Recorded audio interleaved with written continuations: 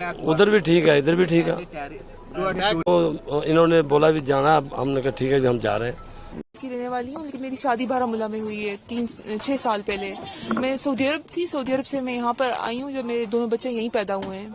ये सरकार से मैं अपील करूंगा कि आप कुछ टाइम की मोहलत दे दें, कुछ हल निकालें, कुछ टाइम की मोहलत दे दें। अब जो फैमिलीज यहाँ पे पिछले 20-30 सालों से रह रही हैं, हम इन वीडियोस को देख के हर एक इंडियन और नेशनलिस्ट को शर्म आनी चाहिए। अगर बांग्लादेशी, रोहिंग्या और पाकिस्तानी घुसपैठिए बिना किसी रोक टोक के भारत में घुस के 40-50 साल तक रह सकते हैं, तो बताइए क्या इंडियन सिटीजनशिप अब सिर्फ एक मजाक बन गई है? क्या हमारी नागरिकता खैरात में बांटी जा रही है? देखिए, आज के टाइम पर ऐसे हजारों इलीगल इमिग्रेंट्स इंडिया के अलग अलग हिस्सों में बसे हुए हैं। कोई वोटर ID बना रहा है, कोई आधार कार्ड, कहीं काम कर रहा है, कहीं छोटी मोटी दुकान भी चला रहा है, और असली भारतीय नागरिक लाइन में खड़ा है राशन के लिए, रोजगार के लिए और कभी कभी तो अपने देश में रहने के अधिकार के लिए। अगर किसी को भी घुसकर यहाँ बस जाने देना है तो हम सरकार क्यों चुनते हैं? करोड़ों खर्च होते हैं बॉर्डर सिक्योरिटी पर, आर्मी पर, इंटेलिजेंस पर।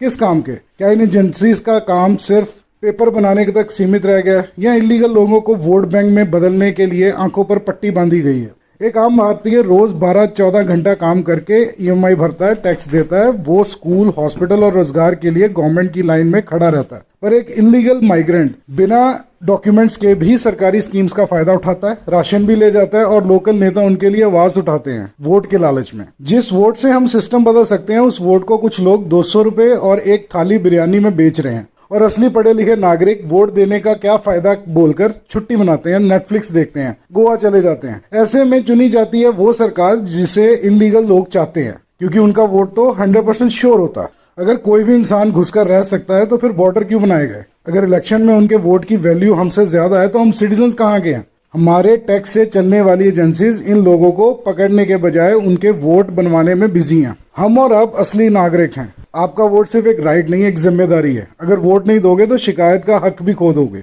और देश को इलीगल लोगों के हवाले कर दोगे। इंडिया की सिटीजनशिप खैरात नहीं है, ये एक जिम्मेदारी है जिसे समझना और निभाना दोनों जरूरी है। इलीगल लोगों से पहले खुद जागो, वोट दो, आवाज उठाओ। मैं इंडियन हूं और मुझे फर्क पड़ता है।